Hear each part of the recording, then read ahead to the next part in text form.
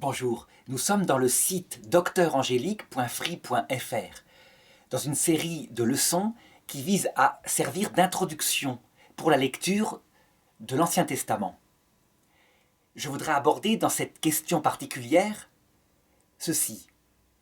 Est-ce que les textes historiques de l'Ancien Testament et aussi du Nouveau Testament, ceux qui racontent l'histoire de Jésus, est-ce que ces textes qui racontent des histoires sont infaillibles au plan soit du contenu scientifique, soit du contenu historique?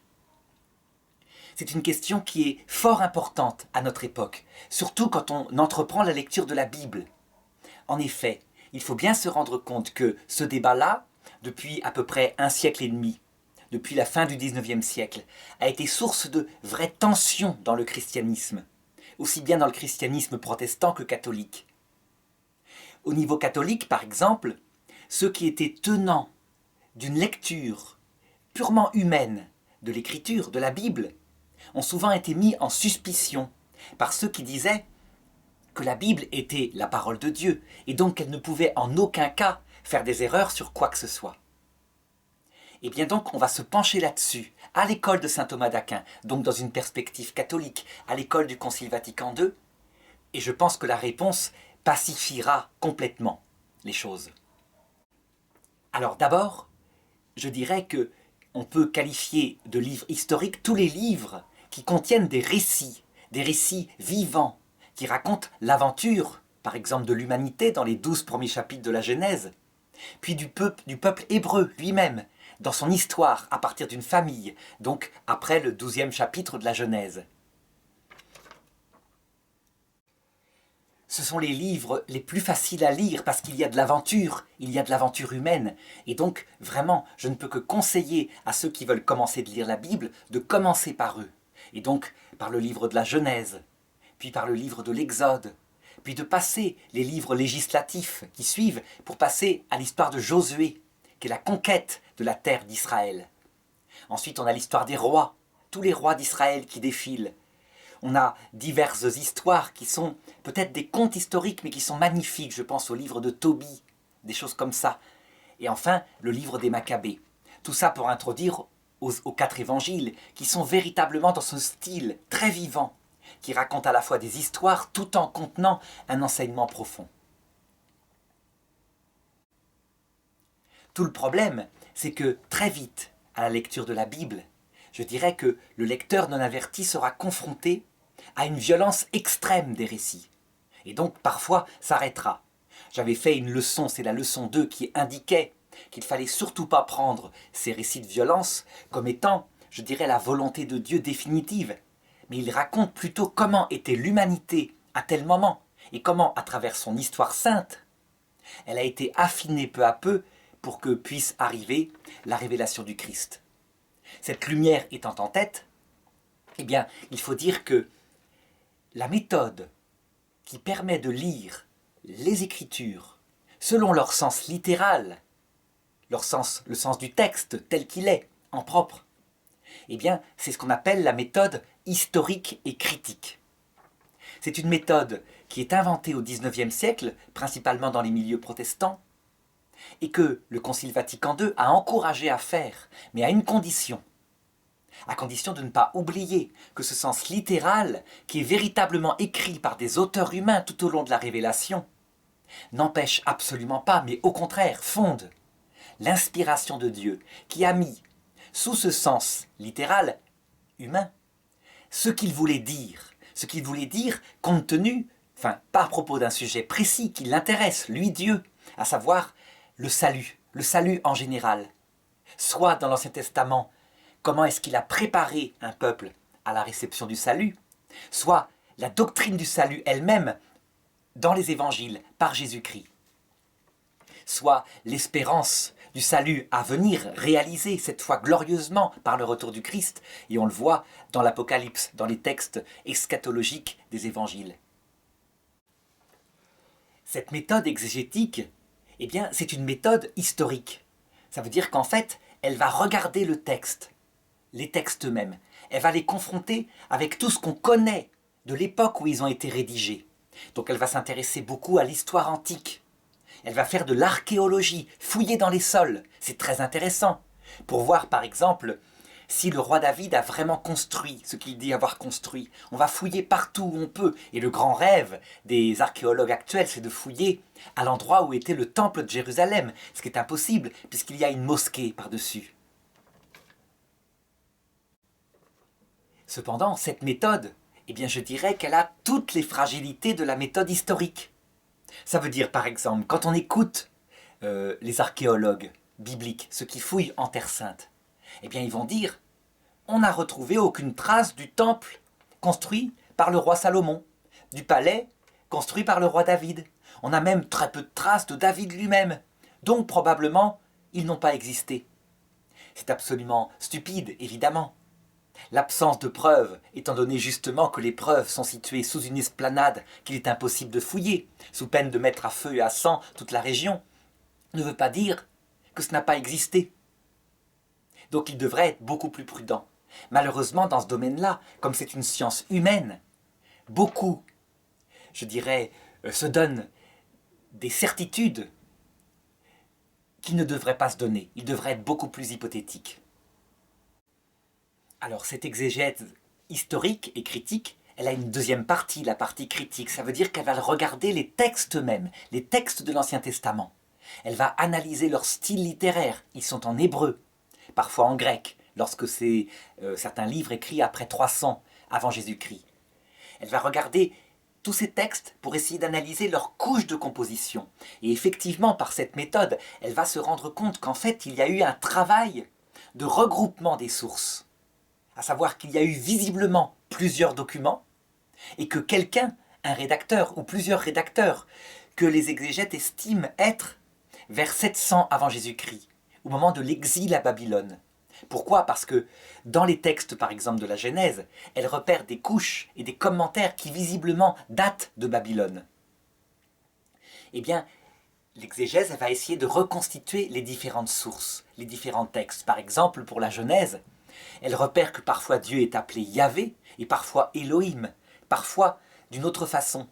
Et donc elle va se dire, tous les textes où Dieu est appelé Yahvé, c'est la source yaviste. L'autre, c'est la source élohiste. Et la troisième, c'est la source Q de Quelle, qui veut dire la source en allemand, puisque l'exégèse a été fort développée en Allemagne.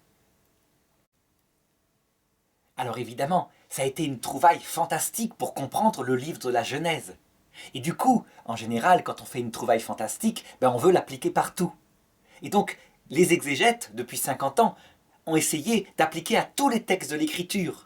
Ce qui est parfois aberrant, parce qu'il y a des textes qui sont véritablement composés par un seul écrivain, qui les a pensés lui-même. Je pense à l'Évangile selon saint Jean, pour essayer de trouver des sources diverses dans l'Évangile selon saint Jean, qui visiblement est une œuvre d'un homme qui médite lui-même, eh bien il faut se lever tôt. Et on verra des tas de théories apparaître, comme quoi l'Apocalypse ne peut pas être de Saint Jean puisque c'est un style différent, que les lettres de Saint Jean ne peuvent pas être de Saint Jean l'évangéliste puisque c'est un autre style, etc. C'est une conclusion évidemment rapide et parfois, je dirais, amusante, parce que si on connaissait les auteurs actuels en observant leur production, par exemple, quelqu'un comme Saint-Exupéry, un exégète dans 1000 ans dirait que le Petit Prince ne peut pas être de Saint-Exupéry, puisqu'il écrit des livres tellement différents, à savoir Vol de nuit, etc., qui n'ont aucun rapport, à part qu'il y a des avions dans les deux cas. Bref, cette méthode, l'Église l'encourage, mais évidemment avec toute la critique qu'on peut lui faire. Elle doit être modeste. Je dirais même que l'exégèse historico-critique, sa fragilité, c'est qu'elle n'a qu'une seule source finalement, la Bible elle-même. Et que peut-être, dans quelques années, si on suit le deuxième livre des Maccabées au chapitre 2, eh bien, elle trouvera des sources qui véritablement manifesteront que ces efforts parfois étaient sans doute, je dirais, exagérés sur certains points et réussis sur d'autres. Il s'agit d'un texte qui dit ceci, que juste avant l'exil à Babylone, le prophète Jérémie fit cacher dans une grotte, près de la montagne d'où Moïse avait regardé l'héritage qui devait être donné. Il fit cacher dans une grotte le mobilier du temple de Jérusalem, l'arche d'alliance et des tas de choses. Et on peut penser qu'il fit cacher des manuscrits en quantité, les fameuses sources de je parlais maintenant. Il ferma la grotte et il mit des repères, ou plutôt il pensa retourner le lendemain pour mettre des repères et pour pouvoir retrouver l'emplacement de la grotte lorsque l'exil serait fini puisqu'il le prophétisait. Malheureusement, ses disciples ne retrouvèrent jamais la grotte. Et donc il prophétisa que cette grotte serait retrouvée vers la fin du monde, quand Dieu ferait miséricorde à son peuple, qu'il aurait rassemblé son peuple dans sa terre. Et alors, ces objets du temple seraient de nouveau manifestés, et la gloire de Dieu descendrait de nouveau sur le temple de Jérusalem, comme elle était descendue lors de sa première consécration. Ce texte-là, il est très intéressant parce que lorsqu'on regarde toutes les émissions à la télévision qui actuellement essayent de chercher l'Arche d'Alliance, on voit toutes les sources cherchées. Certains le voient en Éthiopie, d'autres disent qu'il est en Égypte, d'autres qu'il est caché sous le temple de Jérusalem. Mais ce qui est très amusant et ce qui montre la fragilité de cette méthode, c'est que personne n'a repéré ce texte. Ce texte qui est peut-être à une autorité plus forte que tout, puisque s'il est dans le livre des Maccabées, il a donc été écrit en 300 à peu près avant Jésus-Christ, ou un peu plus tard. Mais en tout cas, c'est une source beaucoup plus fiable et beaucoup plus ancienne que toutes les autres. Surtout qu'il se réfère à un texte qui aurait été trouvé dans le temple, un texte de Jérémie. Je crois que ça, c'est une parabole de la modestie que doit avoir cette méthode historique. Alors, ce qui a beaucoup énervé ceux qui étaient croyants dans ces années, ces premières années, ou ces 50 dernières années du XXe siècle, c'est que dans les universités catholiques, on ne pratiquait plus que cette méthode historique, qui était passionnante en elle-même. Personne ne pourrait nier que aller fouiller à l'endroit où, par exemple, une ville est indiquée de la Bible et qu'elle a été détruite par telle guerre, c'est absolument fabuleux, c'est vrai. Mais il n'y avait plus que cela. Ça veut dire qu'en fait, dans les universités catholiques, jamais plus on abordait, ou quasiment pas, on abordait le sens divin du texte. Ce que le Concile Vatican II, dans Dei Verbum, appelle le sens de l'auteur principal de l'écriture. Qu'est-ce qui s'est passé, en fait? Comment est-ce qu'elle a été rédigée? Eh bien, une série d'auteurs humains ont écrit. Peut-être que tout ça a été mis en forme, comme je le disais, à Babylone. Mais ce qui s'est passé, c'est que Dieu, infailliblement, par son inspiration, pas en dictant, comme le croyait Mohammed par rapport au Coran, mais par l'inspiration, donc en laissant l'auteur humain écrire avec ses mots propres, Dieu a fait passer infailliblement, non pas n'importe quoi, pas forcément en science, pas forcément en histoire, mais ce qui l'intéresse, lui, Dieu, ce qu'il voulait révéler, à savoir le salut, la doctrine du salut. Et alors, je dirais, attention, ça ne veut pas dire que toutes les écritures, par exemple l'Ancien Testament, lorsqu'elle dit par exemple « tu lapideras telle femme qui a fait ceci », sont la doctrine du salut au sens absolument vertical qu'il faut appliquer, qui est inchangeable, du tout.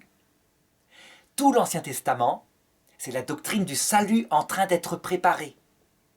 Aplanissez un chemin pour la venue du Seigneur, dit un prophète. Et ça symbolise ce que c'est que l'Ancien Testament. Dieu part d'un peuple qui a commis un péché à travers ses fondateurs, Adam et Ève, qui s'est extrêmement perverti, qui est extrêmement orgueilleux, et il l'affine peu à peu. Il l'affine génération après génération, à travers des épreuves, des joies et des prophètes. Et enfin, vient le salut, à savoir Jésus, qui se met à prêcher la volonté de Dieu. Ça, c'est très important. Donc ça veut dire doctrine du salut, mais pas doctrine définitive. Ça peut être la doctrine du salut par rapport à telle époque, et qui va ensuite être proposée définitivement par Jésus-Christ. Donc je dirais que l'Ancien Testament, il a 3 raisons d'être. Il prépare le salut dans le cœur de l'humanité à travers ce peuple hébreu en le faisant évoluer. Il indique ce que sera ce salut à travers des textes de plus en plus précis, comme par exemple Isaïe 53, où il est manifesté que ce salut sera la puissance, la force, le bras de Dieu par son humilité totale, y compris la mort. Et enfin, il montre du doigt le salut par le dernier des prophètes, Jean-Baptiste, le dernier des prophètes de l'Ancien Testament. Il le montre pour que le peuple puisse le suivre. Donc il fait sa mission. Il y a une dernière chose qu'on pourrait ajouter, c'est que le peuple hébreu, le peuple juif, maintenant, puisqu'il ne reste plus qu'une tribu, la tribu de Juda, les autres, apparemment, sauf peut-être Lévi, s'étant fondus dans d'autres peuples, eh bien, ce peuple juif, il réalisera à la fin du monde le retour du Christ. C'est par lui que le Christ reviendra, de même qu'il est venu par lui la première fois. Ce qui veut dire que, en fait, l'Ancien Testament n'est pas terminé. Il se prolonge par les prophéties qu'il contient et qui ne sont pas réalisées. Mais ça, je le montrerai dans la leçon suivante.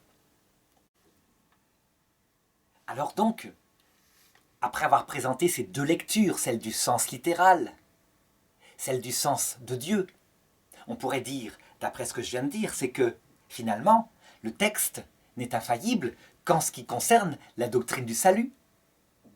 Et là, évidemment, on va entrer de nouveau dans un conflit.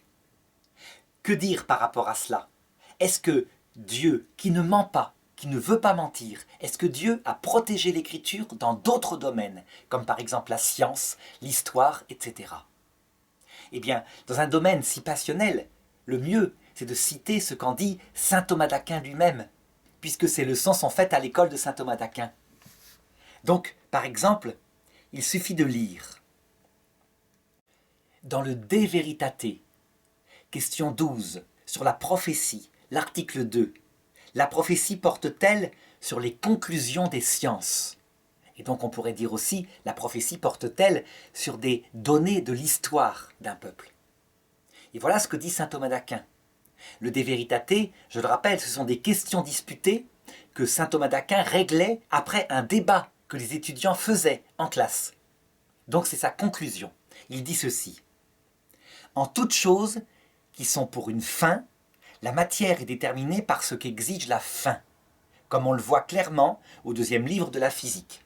Donc il prend toujours une analogie comme ça. Une chose, la Bible, elle a une finalité. La finalité, il va donc la définir. Or, le don de prophétie est donné pour l'utilité de l'Église, comme cela est clair en 1 Corinthiens chapitre 12, verset 7. À chacun, la manifestation de l'Esprit est donnée pour l'utilité. Après quoi l'apôtre mentionne de nombreux dons parmi lesquels figure la prophétie. Toutes ces choses dont la connaissance peut être utile au salut est donc matière de prophétie, qu'elle soit passée, présente ou future, ou même éternelle, qu'elle soit nécessaire ou contingente. Mais les choses qui ne peuvent concerner le salut sont étrangères à la matière de la prophétie. C'est pourquoi saint Augustin dit au deuxième livre sur la Genèse, au sens littéral, que, quoique nos auteurs sacrés aient su quelle était la figure du ciel, cependant l'Esprit n'a voulu dire par leur bouche que ce qui est utile au salut. Et il est dit en Jean chapitre 16, verset 13, « Quand cet esprit de vérité sera venu, il vous enseignera toute la vérité. » Et la glose commente, « La vérité nécessaire au salut. » Et je dis, les choses nécessaires au salut, qu'elles soient nécessaires à l'instruction de la foi ou à la formation des mœurs. Ce qui veut dire que pour saint Thomas d'Aquin, il y a deux domaines principaux de la doctrine du salut. Ce qu'est le salut lui-même, donc la doctrine de la foi, et comment obtenir ce salut, donc ce qu'on appelle la théologie morale, les mœurs. Or, de nombreuses choses qui sont démontrées dans les sciences peuvent être utiles pour cela, par exemple l'incorruptibilité de l'intelligence, ainsi que les choses qui, considérées dans les créatures, font admirer la sagesse et la puissance divine. Saint Thomas veut dire par là que si le domaine précis de la prophétie qui la rend infaillible, c'est la doctrine du salut, malgré tout, il ne faut pas dire que les sciences, l'histoire seraient complètement étrangères. Il dit non, certaines choses sont directement nécessaires au salut et qui peuvent être démontrées par les sciences comme la philosophie, à savoir l'existence d'un créateur, l'incorruptibilité de l'âme, des choses comme cela. Et donc à ce moment-là, puisqu'elles sont directement utiles à la doctrine du salut, eh bien évidemment, elles sont directement en lien avec l'infaillibilité du texte biblique. Et c'est pourquoi, termine saint Thomas, nous trouvons mention de ces choses dans la Sainte Écriture. Donc on le voit très clairement pour saint Thomas d'Aquin. C'est la doctrine du salut qui est enseignée infailliblement par l'auteur divin de l'Écriture. Le reste n'est qu'à titre d'instrument. L'écrivain humain qui écrit avec ses mots propres, peu importe. L'essentiel, c'est que sur le point précis de la doctrine du salut, Dieu dit ce qu'il voulait dire. Et donc je vais en donner quelques exemples pour montrer comment il faut lire l'Écriture. On peut facilement trouver dans l'Écriture des preuves qu'il n'y a pas d'infaillibilité au plan scientifique d'abord. Donc parlons de cet aspect scientifique. En particulier, les 12 premiers chapitres de la Genèse qui décrivent comment le monde est apparu.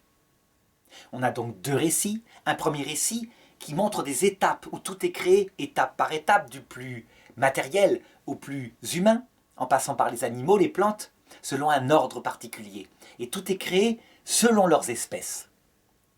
C'est ce qui fait que chez certains protestants évangéliques, chez certains musulmans, le texte biblique étant considéré comme infaillible, y compris en science, eh bien, on se bagarre contre la théorie de l'évolution en disant « Voyez, les espèces sont fixes dans la Bible et donc il n'y a pas d'évolution. » La théorie de l'évolution, elle dit finalement qu'il n'y a pas d'espèces, mais que tout est en perpétuel et lent mouvement, si bien qu'on ne voit pas ce mouvement en apparence, mais que les choses sans arrêt évoluent.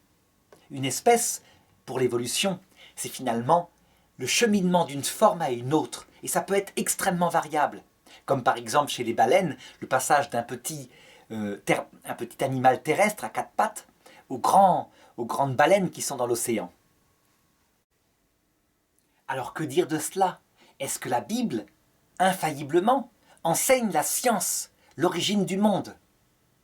Eh bien je répondrai qu'en un instant, par un seul exemple, on peut montrer que non. Que non. Au point de vue de la doctrine de la science, la Bible visiblement se trompe. Et l'exemple, il est imparable. Il suffit de regarder dans la Genèse, au chapitre 1, verset 11. Dieu dit que la terre verdisse de verdure, les herbes portant semences et les arbres fruitiers, donnant sur la terre, selon leurs espèces, des fruits contenant la semence. Donc les pommiers, les poiriers, etc. Et il en fut ainsi. La terre produisit la verdure, les herbes portant semences selon leurs espèces, les arbres donnant selon leurs espèces les fruits contenant leurs semences, et Dieu vit que cela était bon. Il y eut un soir, il y eut un matin, troisième jour. Et le texte continue en disant « Dieu dit qu'il y ait des luminaires au firmament du ciel pour séparer le jour et la nuit, qu'ils servent de signe tant pour les fêtes que pour les jours et les années. Et Dieu fit le luminaire majeur, la lune et le soleil, etc. » Ce qui veut dire que, dans la Bible, les plantes vertes portant leurs fruits, ayant donc la chlorophylle, sont créées avant le soleil. Chose qui est impossible, puisque les plantes vertes se nourrissent du soleil. Alors évidemment, on a là quelque chose d'imparable pour quelqu'un qui aurait fait un peu de science, ne serait-ce qu'en CM2, ou quelqu'un qui aurait été agriculteur et qui sait très bien qu'une plante, si on la met dans une pièce fermée, même avec une lumière artificielle, sauf si c'est spécial, si c'est par exemple du hashish cultivé avec des lampes spéciales, et bien cette plante, elle s'étiole. Alors, en fait, devant un tel argument, qui montre visiblement que le texte ne veut pas parler de science, j'ai malgré tout vu des personnes qui, voulant défendre une interprétation infaillible, Dieu ne peut pas se tromper, expliquaient qu'en fait, la lumière qui faisait pousser les plantes sur la Terre au début du monde, c'était la lumière du Big Bang. Et c'était évidemment intenable. La Terre elle-même, on sait bien qu'elle tourne autour du Soleil, qu'elle est liée à sa gravitation, que si le Soleil n'est pas créé, elle est un astre errant qui se trimballe à moins 270 degrés. Enfin, c'est effrayant, il fait trop froid pour que ça pousse. Bref, on ne peut pas sauver l'aspect scientifique du texte. Par contre, au plan de la doctrine du salut, c'est absolument formidable. On n'imagine pas la révélation qu'il contient par rapport au peuple pour qui il a été écrit. Le soleil n'est qu'une créature, la lune n'est pas un dieu. Ce sont simplement des luminaires qui décorent, qui éclairent, etc., etc. Tout ça, ça va réformer dans les peuples d'Antiquité le culte solaire et les sacrifices qui étaient offerts pour que le soleil se lève le matin. Donc il y a une doctrine théologique mise par Dieu infailliblement, et puis l'auteur humain qui a écrit avec ses mots propres, et peu importe si en science il s'est trompé, puisque Dieu, ce qui l'intéressait lui, c'était de faire évoluer son peuple vers la disparition de l'idolâtrie. Alors prenons un autre exemple, un exemple intéressant que va dévoiler l'exégèse historico-critique. Au chapitre 4 de la Genèse, il est raconté comment Adam et Ève mirent au monde deux fils, Caïn et Abel. L'un était berger, l'autre était agriculteur. Comment est-ce que les frères devinrent jaloux? Parce que ce qu'offrait le premier, à savoir des fruits de son champ, Caïn était agriculteur, et ce qu'offrait le second, à savoir un mouton de son troupeau, c'était le deuxième qui était agréé de Dieu. Et donc il le tua. Et alors Dieu chercha où était Abel, et Caïn dit « Suis-je responsable de mon frère ?» Cela indique donc, d'après le texte, qu'au tout début de l'humanité spirituelle, tout de suite seraient apparus l'élevage et l'agriculture. En réalité, lorsqu'on regarde l'histoire de l'humanité, on voit des dizaines de milliers d'années d'une humanité qui est véritablement spirituelle, qui enterre ses morts, l'homo sapiens sapiens, et qui est chasseur-cueilleur, qui ne fait pas d'agriculture. C'est ce qu'on appelle le paléolithique. Le paléolithique par rapport au néolithique, qui est l'invention de l'agriculture. Qu'est-ce que va dire l'exégète historique? Il va dire simplement que les souvenirs que ces gens qui ont écrit la Bible avaient, c'était l'agriculture, l'élevage à son début. Donc ce sont des peuples du néolithique qui ont d'abord mémorisé, puis ensuite qui se sont mis à écrire. Et ils ne se sont plus souvenus de l'histoire de leurs ancêtres, peut-être parce qu'ils les avaient rejetés, peut-être parce qu'il y avait des razzias venant des nomades, de ceux qui étaient chasseurs-cueilleurs. Ils ne se souvenaient plus que l'humanité avait commencé par la chasse, la pêche et la cueillette. Or, c'est quelque chose qui va prendre 40 000 ans, ce paléolithique. Donc, au point de vue de l'histoire, évidemment, il ne faut pas suivre la Bible. Par contre, qu'est-ce que ça révèle au point de vue du sens divin? Ça révèle des tas de choses selon le sens spirituel. Ça ne révèle pas que Dieu n'aime pas l'agriculture et préférait l'élevage, quoique le symbolisme est clair. L'agriculture, c'est celui qui s'installe sur la terre. L'élevage, c'est celui qui change d'endroit pour faire paître son troupeau. Et la terre n'est pas un lieu définitif. C'est une tente provisoire où l'homme passe. Donc ça peut signifier ça. Mais on le voit, c'est un sens spirituel. C'est un sens que Dieu a mis et que l'exégète historico-critique ne peut pas trouver. Autre chose, celui qui offre l'agneau, évidemment, il offre le Christ. Donc sens allégorique, chrétien. Seul l'agneau de Dieu, celui qui enlève le péché du monde et qui fut offert par l'humanité, était agréé de Dieu pour sauver l'humanité. Alors est-ce que ça veut dire que dans le texte biblique, dans les 12 premiers chapitres de la Genèse, puisque j'en parle actuellement, tout est faux, tout est mythique? Réponse, pas du tout. L'exégèse historico-critique qui regarde le sens de l'auteur humain, elle va analyser les choses, et parfois elle découvre des choses fort intéressantes. Un exemple tout simple, au chapitre 6 de la Genèse, il y a un texte très curieux qui parle des Néphilim. En ce jour-là, les fils de Dieu trouvèrent que les filles des hommes étaient belles, ils couchèrent avec elles et ils leur firent des enfants. Ce sont les guerriers des temps jadis, ces hommes fameux.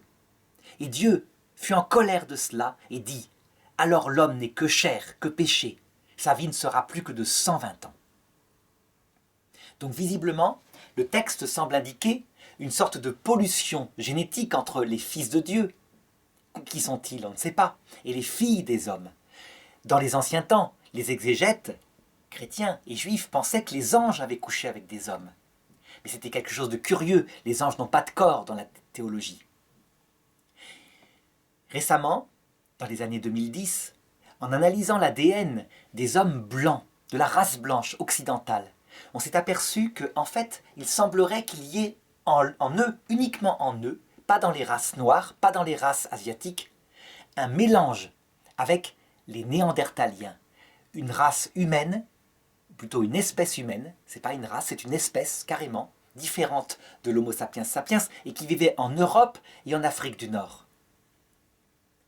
Si ce texte fait référence à un souvenir de quelques péchés qu'auraient fait les anciens, à savoir une sorte de zoophilie, qui aurait été féconde et dont il resterait un peu les traces dans l'ADN humain, chez les hommes blancs, alors cela montrerait que des légendes ont pu se transmettre oralement et être inscrits, mais déformés, dans la Bible. Ces fameux hommes fameux, ils seront massacrés par Josué. Un peu plus tard, la Bible décrit comment est-ce que les géants qui étaient dans les montagnes, Josué les fit massacrer. Or, il est clair qu'en Israël, on trouve des traces de peuplement néandertalien très très précoces, je veux dire très tardifs. Alors cette indication que je donne, est-ce qu'elle est vraie? Pas du tout, je n'en suis pas sûr. Je la donne simplement pour montrer qu'il y a un vrai travail de l'historien à faire et c'est passionnant. Par contre, au plan de la doctrine du salut, l'Église catholique, qui elle fonctionne différemment, elle n'étudie pas l'histoire comme ça, elle fonctionne véritablement en regardant ce que Dieu veut dire. Eh bien, le magistère de l'Église, donc ce charisme particulier donné à Pierre, le pape, et à ses successeurs, pour définir la doctrine de la foi, enseigne que dans ce texte, ces 12 premiers chapitres de la Genèse, il y a 5 choses qui sont vraies, qui ont eu lieu. 5 choses, et le reste, à chacun de se décider, aux exégètes de chercher, aux théologiens de se prononcer. Les 5 choses, c'est, premièrement, Adam et Ève sont véritablement l'homme et la femme qui ont donné vie à toute l'humanité spirituelle qui est sortie d'eux. Alors on me dira, vous venez de vous contredire, puisque les Néandertaliens, il y a peut-être eu une pollution génétique. Oui, mais si ça a donné des hommes spirituels, c'est parce qu'un des parents descendait d'Adam et Ève. Deuxième chose, l'âme d'Adam et Ève a été créée directement par Dieu, directement, sans l'intervention du tout de l'évolution. Par contre, leur corps, eh bien, l'évolution est plus qu'une hypothèse, disait le pape Jean-Paul II en 98 à l'Académie des sciences. À la science de chercher s'il y a eu évolution, jusqu'où il y a eu évolution, etc. Ça ne lui pose pas de problème. Mais l'âme, vraiment, elle le définit parce que c'est la doctrine du salut que l'âme existe, comme le disait saint Thomas tout à l'heure. Le corps, peu importe, vient-il de la terre? Vient-il d'une terre symbolique, c'est-à-dire de l'évolution préparée au cours des millions d'années? À la science de se prononcer, la doctrine de salut ne dit rien. Mais l'Église, visiblement, pense que la science ne dit pas des bêtises là-dessus. Troisième vérité, Adam et Ève ont été créés dans la grâce originelle. Ça veut dire qu'ils n'ont pas été élevés par des singes. Ce n'est pas un couple primitif. C'est un couple rempli de grâce, de la présence de Dieu. Donc avec une sagesse extraordinaire, une sagesse mystique. Ils savent répondre aux 3 questions. Qui suis-je? D'où est-ce que je viens? Où est-ce que je vais? Quatrième vérité, ils ont péché. Ils ont péché par orgueil. Ils avaient un test mis par Dieu, ils devaient obéir à un ordre particulier et ils ont péché. Mais ils n'ont pas péché sexuellement, c'était autorisé. Ils avaient reçu l'ordre de faire des enfants. Leur péché est un péché d'orgueil, de révolte contre Dieu. Et cinquième vérité, en fonction de ce péché, Dieu se cacha de l'humanité et entra pour l'humanité la mort, la maladie, les souffrances, qui ne devaient pas exister si Adam et Ève n'avaient pas péché.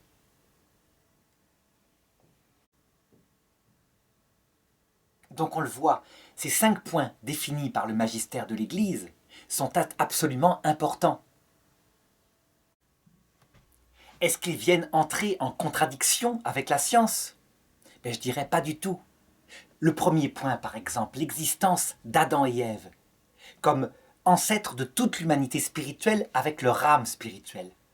Jamais la science ne pourra le vérifier, puisque si le corps d'Adam et Ève viennent d'une humanité hominidée précédente, eh bien, je dirais que pour trouver le premier homme spirituel, alors qu'on n'a que les squelettes, ce sera difficile. Tout ce que pourra montrer la science, c'est qu'il y avait des hominidés non spirituels à un moment donné qui n'enterraient pas leurs morts, qui n'avaient pas de religion, qui vivaient comme des animaux, et qu'ensuite, à un moment donné, est apparue une humanité spirituelle qui se met à enterrer ses morts, etc. Peut-être qu'un jour, par la génétique, l'étude de la génétique, elle essaiera de remonter au premier ancêtre de toute l'humanité. Donc ce sont des travaux qui seront à faire dans les années à venir. L'Église, elle maintient sa certitude. Un homme et une femme, un seul, sont à l'origine de toute l'humanité spirituelle. Donc je disais qu'à part ces 5 points-là, l'Église laisse une entière liberté pour la recherche sur la vérité historique des 12 premiers chapitres de la Genèse. Prenons le déluge par exemple, le déluge de Noé. Il y a eu des découvertes fantastiques. Lorsqu'on lit le texte biblique, on voit des choses impossibles. Comment est-ce que l'eau pourrait recouvrir les plus hautes montagnes? Il n'y a pas assez d'eau. La terre n'est pas assez, remplie d'eau. Et pour se rendre compte, il suffit de faire ceci. On prend une série de tables, on prend 50 seaux d'eau, on jette les seaux d'eau partout dans une pièce, et on essaye de voir si les 50 seaux d'eau peuvent arriver à être au-dessus des tables, alors que l'eau fuit de tous les côtés et s'étend sur le sol. On n'y arrivera pas. Par contre, ce qu'a montré l'exégèse historique, c'est que ce récit du déluge a une source plus ancienne qui est babylonienne, l'épopée de Gilgamesh, qui raconte comment un roi rencontra un survivant du déluge, appelé Utnapishtim, et que ce survivant lui raconta le déluge. Et les termes qu'il emploie sont exactement les termes bibliques, sauf que ils sont un peu plus réalistes. L'eau ne monte pas jusqu'au sommet des montagnes, mais elle recouvre la plaine d'inondation en Irak. Il ne prend pas des animaux de toute la plaine, je veux dire par là tous les animaux possibles sur Terre. Il prend du bétail, il prend des artisans dans son bateau qu'il a construit, etc. Quand l'eau redescend sur la terre, il voit que la terre est recouverte de terre, je dirais comme d'un drap mortuaire. On dirait presque un témoin qui a assisté à un tsunami. En faisant des fouilles en Irak, on s'est rendu compte qu'au néolithique, à un moment donné, il y a eu un véritable tsunami qui semble venir du golfe Persique. Donc quelque chose qui s'est passé. Il y a des villages qui sont de l'âge de pierre, qui sont recouverts d'une couche sédimentaire, visiblement venant d'une inondation, et au-dessus, bien plus tard, se construisent d'autres villages qui sont d'une civilisation bien plus performante et bien plus récente. Donc il y a eu quelque chose. Mais la Bible, elle parle d'un déluge mondial, parce que, en fait, elle gonfle le texte. Les écrivains bibliques ont donné une exagération au texte. Donc peut-être que le texte est dégradé dans la Bible, et qu'au point de vue historique, il n'est donc pas infaillible.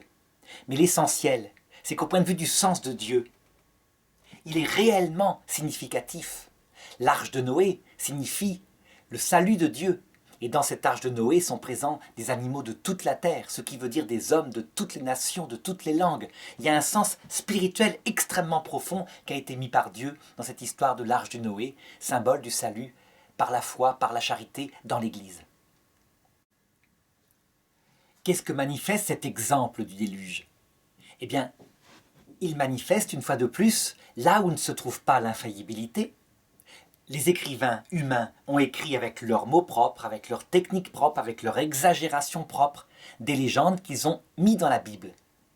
Et ils manifestent aussi l'inspiration infaillible de Dieu, qui n'a pas voulu dire qu'il y a eu un déluge à tel endroit précis, ça c'est aux scientifiques de chercher, mais qui a voulu dire quelque chose concernant la doctrine du salut. Alors si on n'en est pas convaincu par ce récit-là, il suffit de regarder le récit de Moïse dans le livre de l'Exode, le passage de la mer Rouge, ou plutôt de la mer des roseaux, lorsqu'ils étaient poursuivis par le pharaon égyptien suite à leur fuite d'Égypte. On voit qu'il y a 2 récits. Le premier récit raconte qu'un vent souffla et que la mer se retira. Puis elle revint, alors que le peuple hébreu était passé, et elle recouvrit les armées de Pharaon, qui s'étaient lancées derrière, et dont les roues des chars s'étaient embourbées dans la terre. Il y a un deuxième récit, qui est gonflé pour le coup, qui vient de l'enthousiasme, et qui raconte que la mer formait de chaque côté des Hébreux une muraille, et que eux passaient entre les deux. Lequel est le vrai? Ça ne peut pas être les deux. Je dirais personnellement qu'au plan historique, c'est certainement le premier. Il y a eu quelque chose, peut-être même que c'est lié, je dirais, aux histoires de l'explosion du volcan de Santorin, puisque la Bible parle au même moment d'une colonne de fumée qu'on voit le jour et d'une colonne de lumière la nuit qui indique le chemin. Donc peut-être que c'est un tsunami et qu'il est passé au bon moment et le peuple hébreu est passé.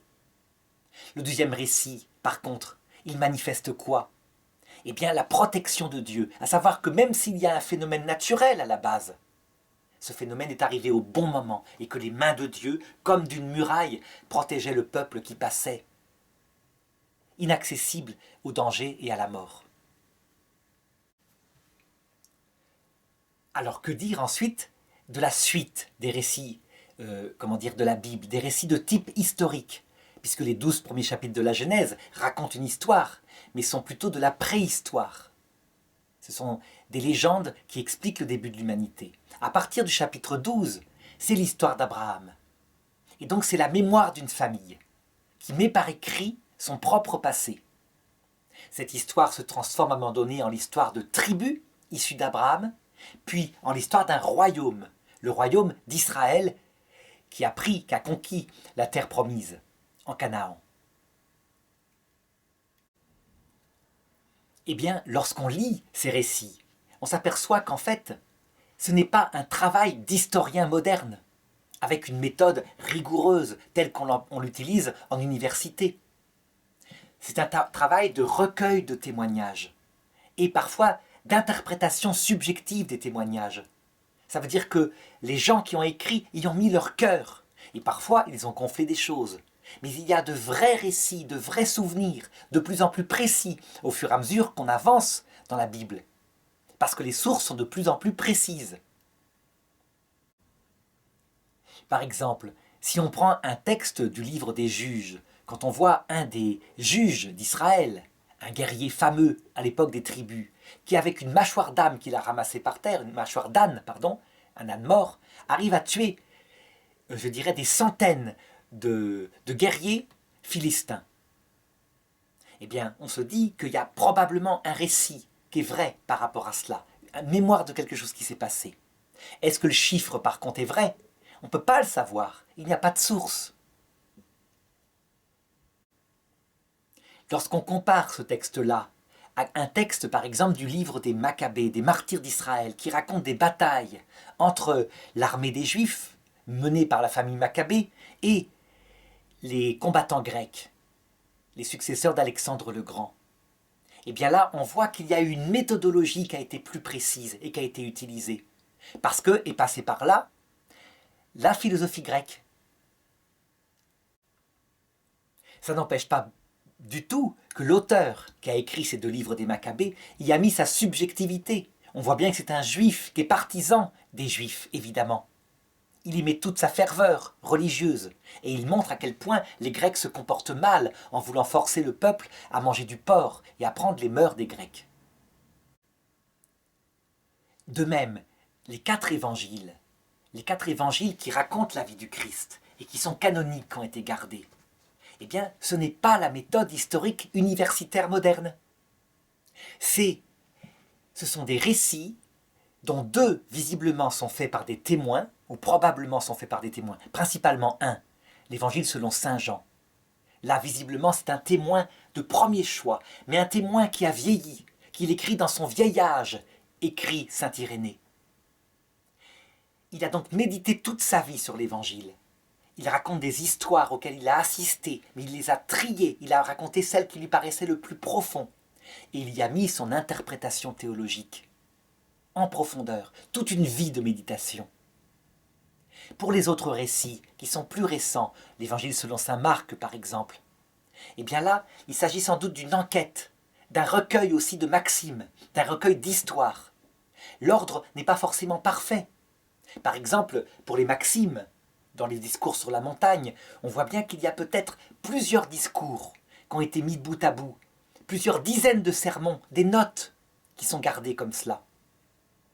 Eh bien, peu importe. Au plan de la théologie, l'Esprit Saint y a mis ce qu'il voulait. Énormément de choses manquent. Saint Jean le dit lui-même, Jésus a fait de telles quantités de miracles que les livres du monde entier ne pourraient pas les contenir. Mais l'Esprit Saint a voulu que soit mis l'essentiel pour que la doctrine du salut ne soit pas perdue. Alors malgré ces défauts, on observe aussi de très très grandes qualités. Par exemple, les 4 récits de la Passion. Ils entrent dans des détails absolument importants. On voit bien que là, pour le coup, ils veulent être extrêmement précis, les évangélistes. Par exemple, quand la résurrection a lieu, tous témoignent que ce Christ qui leur apparaît, ils ne le reconnaissent pas au début. Ils le reconnaissent après certains gestes. Par exemple, les pèlerins d'Emmaüs, qui disent qu'ils vont passer une journée entière à discuter avec un voyageur qui leur explique les Écritures et comment le Messie devait mourir sur la croix, et qu'ils ne le reconnaissent que le soir à l'étape parce qu'il prend le pain, il le rompt, il le leur donne. Je veux dire que pour des gens qui veulent fonder un évangile, ça serait très maladroit. Parce qu'on pourrait dire, peut-être que c'est quelqu'un qui se fait passer pour le Christ, qui s'est fait des fausses blessures, etc. Non, ils le racontent tel qu'ils l'ont vécu. Ils ne veulent pas mentir, c'est déjà extraordinaire ce qu'ils ont vécu. Donc on le voit, tout n'est pas vague.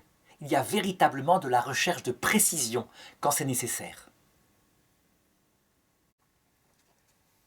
Alors est-ce que cette résurrection, est-ce que les miracles de Jésus font partie de ce qu'on pourrait appeler un livre de méthode historique? La méthode historique étant prise comme une méthode qui utilise des sources diverses et de l'archéologie pour vérifier ces sources. La réponse est non. Ce n'est pas la méthode historique qui est utilisée ici. C'est le témoignage sincère de gens qui parfois ont vu le Christ ressuscité, Matthieu et Jean, et parfois, simplement, ont fait une enquête après coup, l'évangile de Luc et l'évangile de Marc. C'est aussi le témoignage de Paul, qui a vu apparaître le Christ. Et donc, ce n'est pas de la méthode historique, il n'y a que leur avis à eux, qu'on pourrait ridiculiser, puisqu'ils n'ont pas de preuves, si ce n'est que ce qu'ils ont vu de leurs yeux, ce qu'ils ont touché de leurs mains. Il n'empêche que c'est valable, parce que des témoignages comme ça sont très importants. Et ces gens sont morts pour leurs témoignages. Par contre, au plan d'une méthode historique stricte, il ne faut pas attendre quelque chose de l'évangile sous ce rapport-là. Même si quelques signes sont indiqués qui font un petit peu exploser ce que je dis maintenant. Je pense en particulier au Saint-Suaire de Turin, qui résiste toujours à l'analyse, quoi qu'on en dise, et qui peut-être fait mentir ces distinctions, parce qu'on aurait, s'il est vrai, un linge où la marque de la résurrection serait inscrite archéologiquement. Ce Saint-Suaire serait donc un clin d'œil aux savants qui distinguent l'auteur humain et l'auteur divin, là où ils se rejoignent dans la résurrection du Christ.